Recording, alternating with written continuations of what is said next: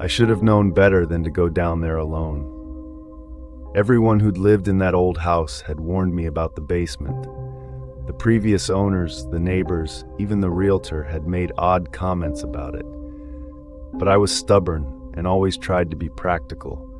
I knew there had to be a logical explanation for the sounds that I'd been hearing. But houses settle and pipes always make noises. That's what I believed until that night in December. The power had gone out during a storm and I needed to check the circuit breaker. Simple enough, right? I'd done it a dozen times before in other places, but in this house something was different.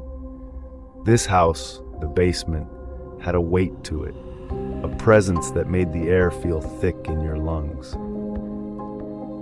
The beam of my flashlight seemed to get swallowed by the darkness as I descended the wooden stairs, each creak echoing off the stone walls.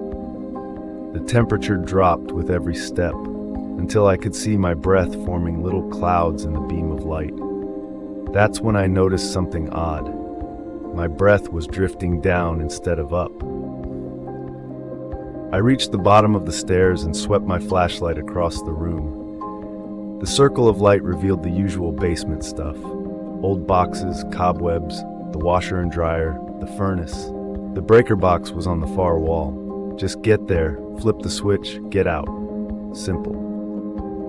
3 steps in, I heard it. A soft, scraping sound. It came from behind the furnace. I froze, my heart pounding so hard I could feel my fear building. The sound stopped.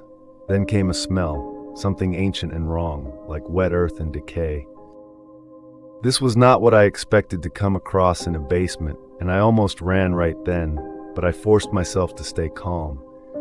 It's just a raccoon or a rat, I thought. I swung my flashlight toward the sound, and in that moment, I saw something tall standing near the furnace. Something too tall to be an animal, too fluid to be human. As always happens when you least want it, the light from my flashlight began to flicker. With each flicker, the thing moved closer. I could hear it sliding across the floor, and it was getting louder. In the strobe-like effect of my dying flashlight, I caught glimpses of it. A tall, very slim, dark-textured being with long arms and fingers. My body finally caught up with my brain's screaming demands to run. I turned and bolted for the stairs, but my flashlight chose that moment to die completely. In the pitch darkness, I heard it moving faster, no longer trying to be stealthy. The smell of decay grew stronger, and I felt something cold brush against my neck. I scrambled up the stairs on all fours, my hands scraping against the wood. Behind me, I heard a sound like laughter, but wrong, like someone trying to laugh without ever having heard real laughter before. As I reached the top step, something grabbed my ankle. The touch was like ice, sending needles of cold shooting up my leg. With a shout and a kick, I managed to free myself and slammed the basement door shut behind me. The power chose that moment to come back on, flooding the house with light.